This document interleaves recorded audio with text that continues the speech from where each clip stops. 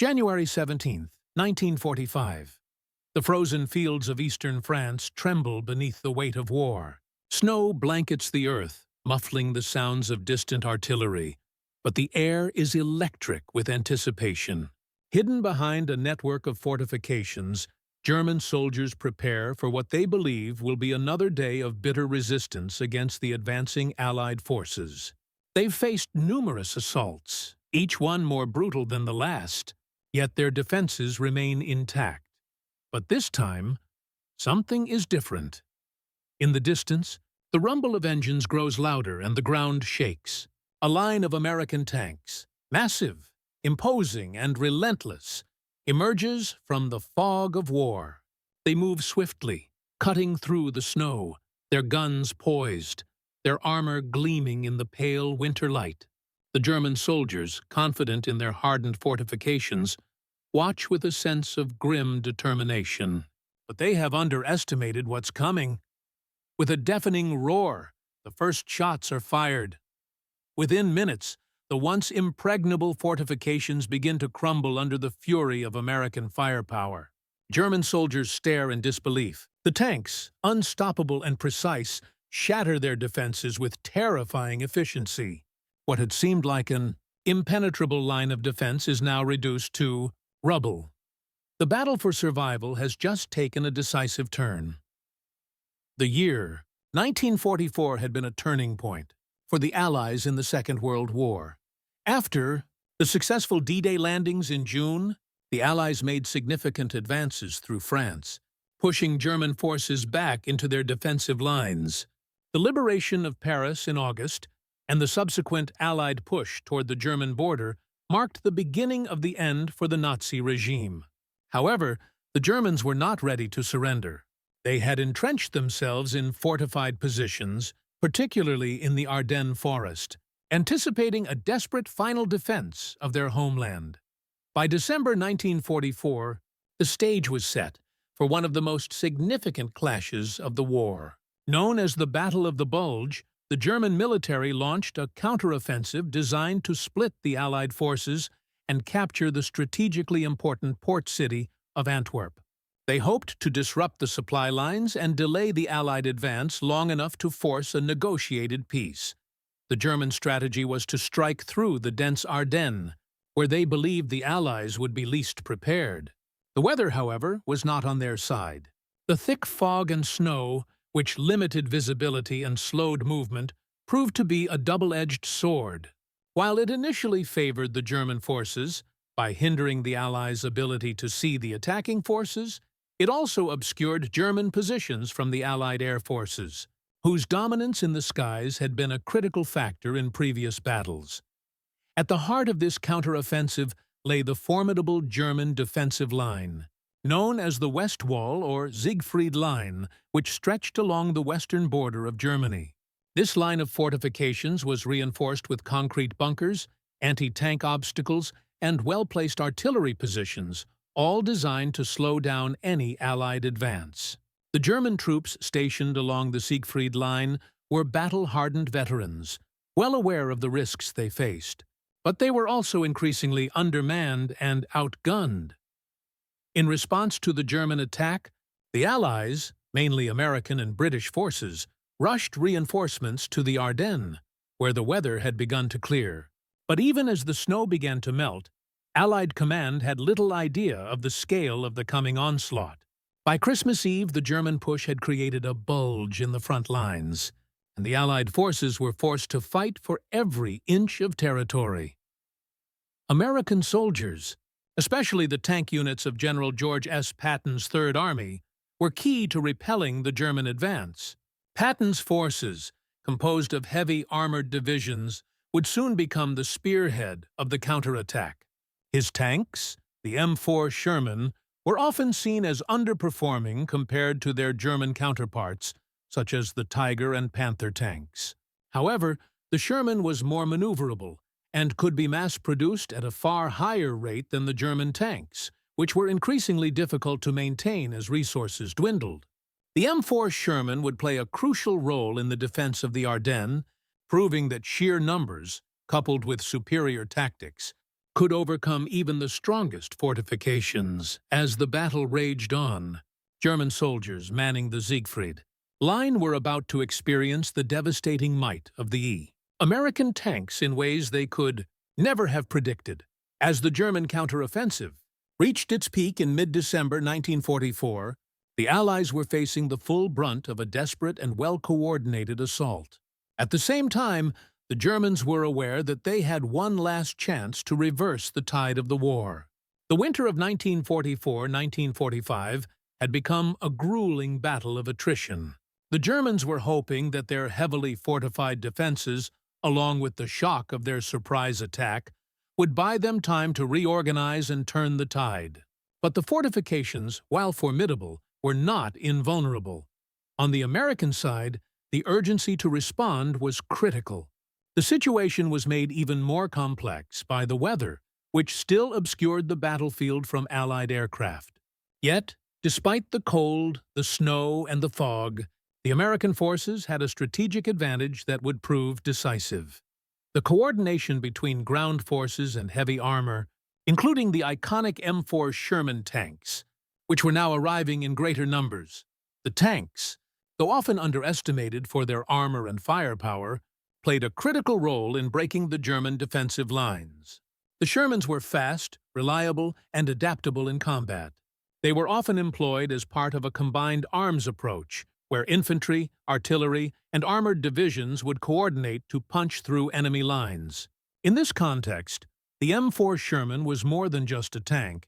It was a symbol of the Allied resolve to break through the Siegfried Line and push deeper into German-held territory. In the early stages of the battle, the Germans deployed a combination of anti-tank guns, minefields, and fortified bunkers to slow down the Allied advance. They relied heavily on the terrain, using the dense forests and the hilly, uneven ground to create ambushes and choke points. Yet, the American tanks, even though they faced heavy opposition, were not easily stopped. Their mobility, coupled with well-coordinated tactics, allowed them to bypass many of the German defenses that had been designed to slow down slower, less maneuverable vehicles. The Germans, having already suffered significant losses from Allied bombing raids on their supply lines and factories, were increasingly stretched thin. Their ability to replace lost equipment and fuel was severely hampered, and as the battle dragged on, morale began to dwindle. The entrenched positions that had seemed so formidable at the outset of the battle were now being chipped away, bit, by the relentless American advance. At the same time, Allied air superiority began to make a difference as the weather cleared. With the skies finally open to the American aircraft, airstrikes began to disrupt German supply lines, further crippling their ability to resist the Allied assault. This, combined with the heavy firepower of the M4 Shermans on the ground, led to the first cracks in the Siegfried Line. What began as a desperate defense by the Germans would soon turn into a chaotic retreat as their fortifications were systematically dismantled by the overwhelming firepower and strategic coordination of the American tanks. For the German soldiers manning the Siegfried Line, the battle was not merely a strategic fight, it was an existential struggle. These were not elite troops, but rather men who had been conscripted into service, many of them barely out of their teenage years. Many of them had seen years of relentless fighting on multiple fronts. They had already been part of the defensive lines that stretched across Europe, from Normandy to the Eastern Front in the Soviet Union, and had witnessed the gradual erosion of German power. The soldiers of the Wehrmacht were seasoned veterans, but even they could not escape the grim reality that the tide of war was turning against them. As the American tanks moved closer to their positions, the sense of impending doom grew stronger. The fortifications that they had carefully constructed with sweat and blood, which had been thought to be an unbreachable wall, were now being obliterated in a matter of minutes. The German soldiers watched in stunned disbelief as the Sherman tanks tore through their defenses. What had once been a symbol of German military might was now being reduced to rubble by the power of a different kind of warfare. Mechanized, precise, and overwhelming. The sound of the tank's engines, the deafening blasts of their artillery, and the vibration of the ground beneath their feet were all reminders that the defense of the Siegfried Line was crumbling. Some soldiers attempted to flee, but the speed and firepower of the American tanks left little room for escape. Others, faced with the overwhelming force of the enemy, tried to make a stand. But even the most stubborn resistance could not hold back the tide. It was a brutal realization for many. What had once been considered a reliable defense was now a death trap. Their will to fight, eroded by years of war, was crushed by the sheer mechanical force of the Sherman tanks. It was a sobering moment for these men, knowing that their fate was sealed not by human error, but by the unforgiving power of modern warfare. The American response to the German fortifications was a testament to the effectiveness of the combined arms approach. The Sherman tanks, though not the heaviest or most heavily armored vehicles, were well suited for the role they were called upon to play.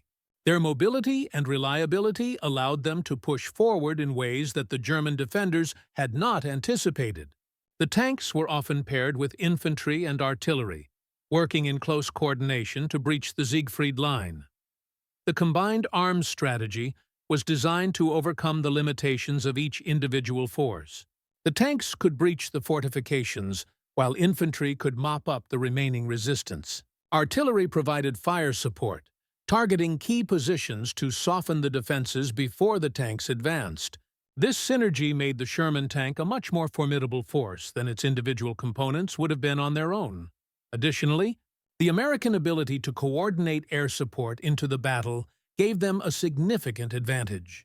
With Allied air superiority, bombing runs targeted German supply lines, making it harder for the defenders to replenish their resources. This, in turn, kept the pressure on the German forces, preventing them from regrouping or reinforcing their positions effectively.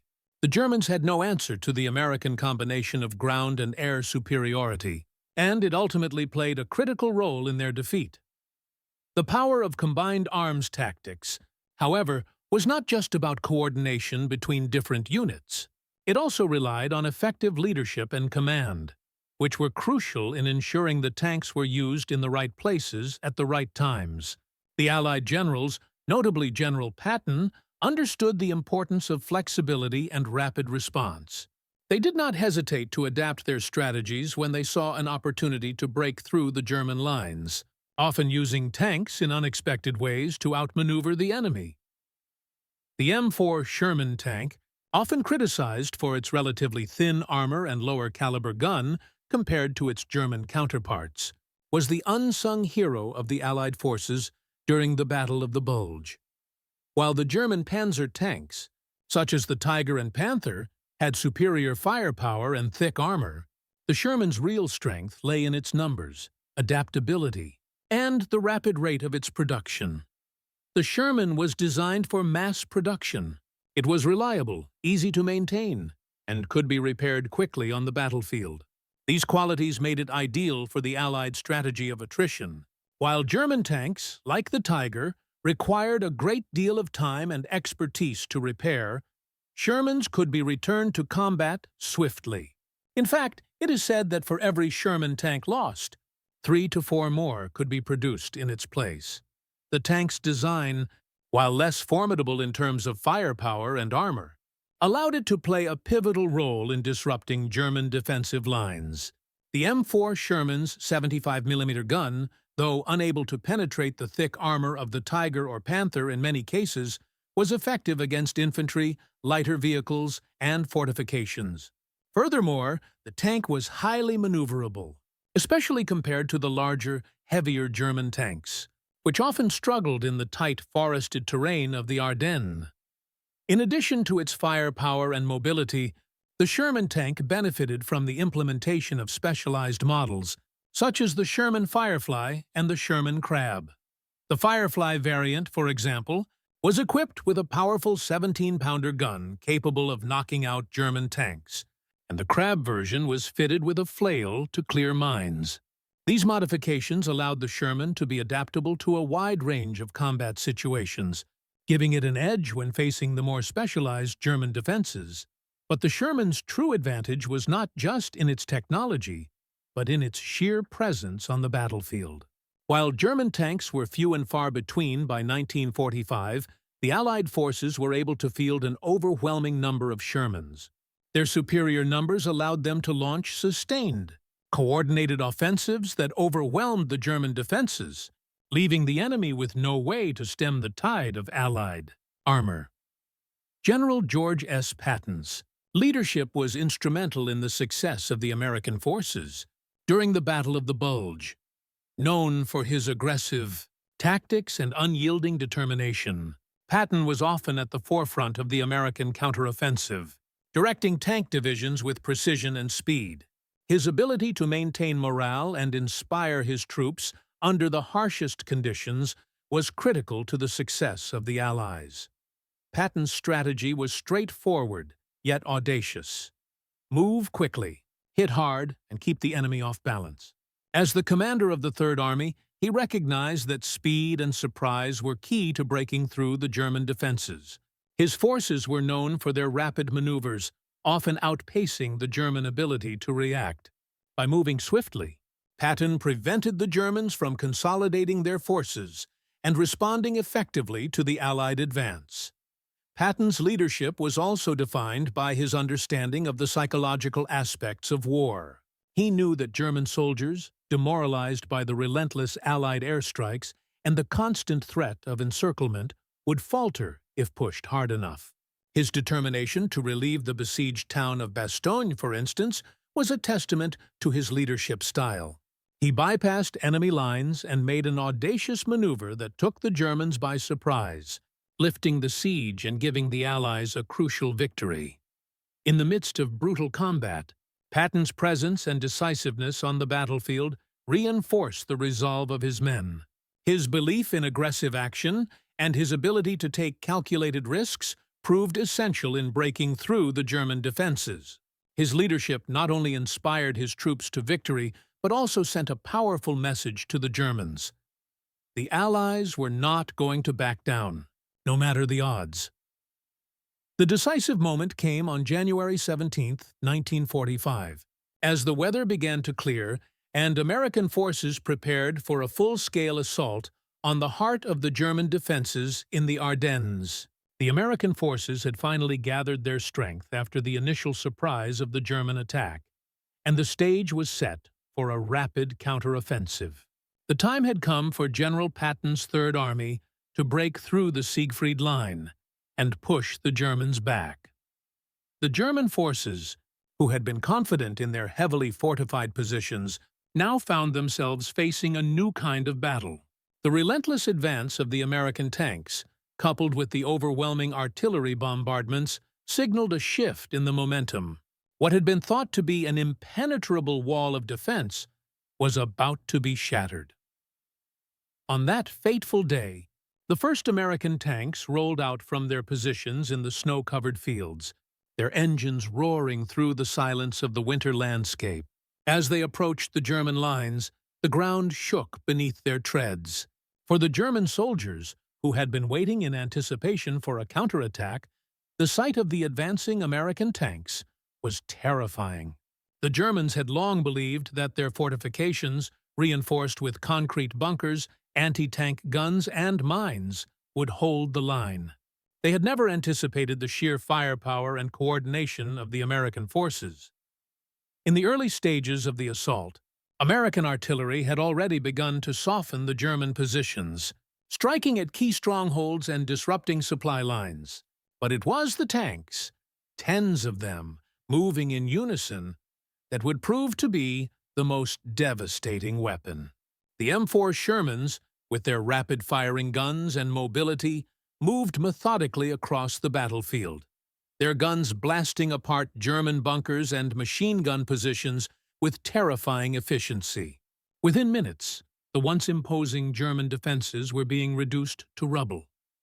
The German soldiers, caught off guard by the speed and intensity of the assault, could only watch in disbelief as their fortifications crumbled before their eyes.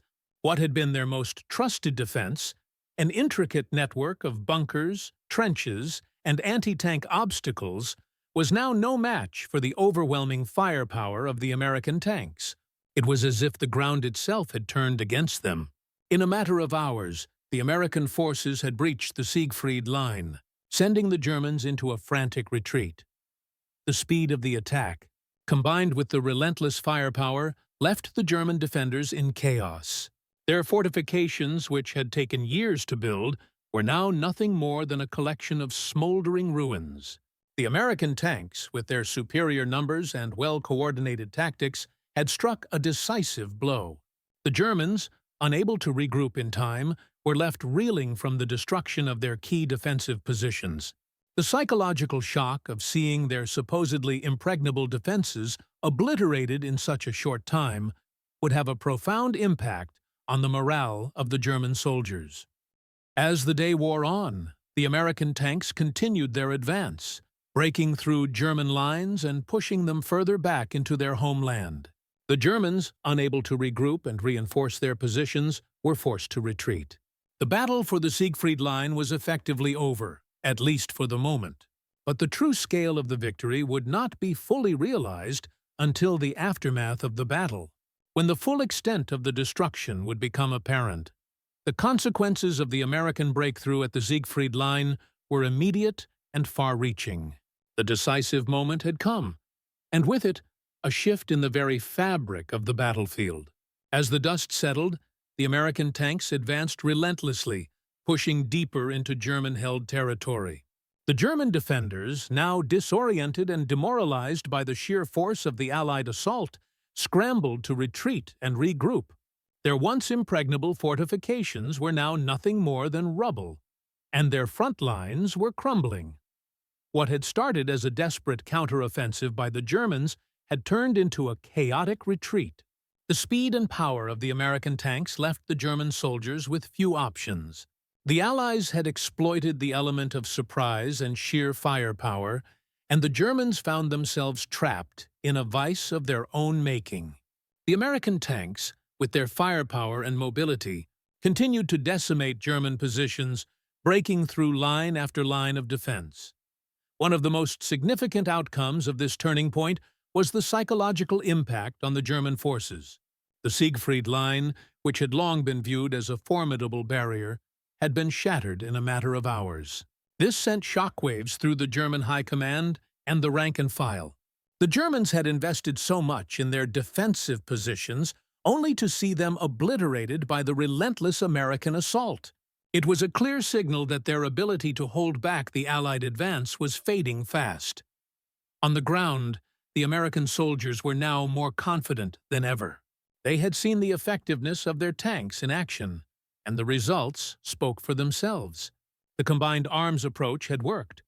The coordination between infantry, artillery, and armored units had proven to be a lethal combination that the Germans could not withstand. The Allies had proven that they could not only break through the Siegfried Line, but do so with overwhelming force and speed. It was a massive morale boost for the American forces, who had suffered heavy casualties in previous battles, but now saw a clear path toward victory. For the German high command, however, the reality was grim. The loss of the Siegfried Line marked the end of their ability to effectively resist the Allied advance in the West. The destruction of their fortifications left a gaping hole in their defenses, one that would be difficult to fill in the short term. Their remaining forces were now scattered, and the momentum had shifted irreversibly in favor of the Allies. The psychological toll on the German soldiers was immense. Many of them were left questioning the viability of their continued resistance. The breakthrough at the Siegfried Line, while not the end of the war, marked a turning point in the conflict. It signaled the beginning of the final phase of the war in Europe, where the Allies would push relentlessly toward Germany's heartland. The destruction of the Siegfried Line and the defeat of the German forces defending it was a major blow to Nazi morale and a clear indicator that the Allies were on the verge of victory. As the American forces surged forward, the Germans began to retreat in disarray. The once dominant Nazi regime was now in full-scale retreat, its defenses crumbling under the weight of the Allied assault. The German soldiers who had fought so hard to maintain their positions were now faced with the bitter reality that their war was all but lost. The aftermath of the American breakthrough at the Siegfried Line left both sides reeling from the intensity of the battle. For the German forces, the defeat marked the beginning of a rapid disintegration of their western defenses. The loss of the Siegfried Line was a catastrophic blow to their strategic position, one that could not be easily recovered. As the Allied tanks surged forward, the Germans found themselves unable to mount any significant resistance. The once proud fortifications, which had been the backbone of their defense in the West, had crumbled under the weight of Allied firepower and coordinated tactics. In the immediate aftermath, German soldiers were forced to retreat in disarray. Many of them had already experienced the horrors of a collapsing front, but this was different. The sheer speed of the American advance, coupled with the overwhelming firepower of the tanks, left the German forces with few options. The retreat turned into a rout, with soldiers abandoning their positions, leaving behind weapons, ammunition, and valuable equipment. The psychological toll on the German troops was immense. The loss of the Siegfried Line shattered their confidence, and morale hit rock bottom. The destruction of the Siegfried Line and the failure of the German counteroffensive were a turning point in the Battle of the Bulge. It effectively ended the German hopes of splitting the Allied forces and capturing Antwerp. While the Allies would face further resistance as they advanced into Germany, the momentum had now firmly shifted in their favor. The American tanks, with their relentless assault and superior numbers, had proven to be the decisive factor in breaking the German defenses. The American forces, on the other hand, emerged from the battle with renewed confidence. The success of their tanks in breaching the Siegfried Line demonstrated the effectiveness of their combined arms approach and the power of their armored divisions. General Patton's Third Army, which had played a pivotal role in the breakthrough, was hailed as a key contributor to the victory. The speed and coordination of their forces had allowed them to capitalize on the Germans' weakness and disrupt their defensive lines. The aftermath of the battle saw the Allies reclaiming key territory and pushing deeper into German-held territory, with the ultimate goal of reaching the heart of Nazi Germany. The Allies also understood the significance of this victory in the broader context of the war. The destruction of the Siegfried Line was not just a tactical win, it was a psychological blow to the German people and leadership. The Nazis, who had relied so heavily on their fortified defenses, were now exposed, their ability to slow the Allied advance severely hampered. For the German civilian population, the collapse of their defenses was a grim indicator that the war was nearing its end. It would not be long before the Allies reached the German heartland, and the collapse of the Nazi regime seemed inevitable. For the Allies, the aftermath of the battle represented a crucial step toward victory. The war was far from over, but the destruction of the Siegfried Line opened the door for a final push into Germany. The liberation of France, Belgium, and the Netherlands was now within reach, and the prospect of ending the war in Europe was closer than ever. As the dust settled and the Allied forces surged forward, the true scale of the victory began to unfold. The collapse of the Siegfried Line, though not the end of the war, marked the decisive shift in momentum that would carry the Allies all the way to Berlin. The immediate consequences were felt across the battlefield, as German forces scrambled to regroup, but the damage was done. Their once stalwart defenses had been obliterated, and their strategic retreat turned into a disorderly flight deeper into their homeland. The battle had taken a heavy toll on both sides. While the Germans had suffered tremendous losses in men, equipment, and morale, the Allies had also faced casualties. American tanks, while immensely powerful, were not invulnerable, and many crews paid the price for their bravery. However, the scale of their victory far outweighed the losses. The destruction of the Siegfried Line was a heavy blow to the German war effort, one from which they would not recover. As the German soldiers retreated, they left behind a battlefield strewn with the wreckage of their once proud fortifications, as well as their hopes for halting the Allied advance. The psychological impact of the American victory was perhaps the most far-reaching. For the German High Command, the loss of the Siegfried Line signified the unraveling of their Western defense strategy. No longer could they rely on their fortified positions to halt the Allied momentum. German leaders were now forced to confront the fact that their military might had been shattered. Their efforts to break the Allied lines, including the audacious counter-offensive launched in December, had failed. The inability to stop the American advance shattered the illusion of invincibility that had surrounded the German forces for much of the war. On the home front, the effects were equally devastating. News of the breakthrough spread quickly through Nazi-occupied Germany, further eroding civilian morale.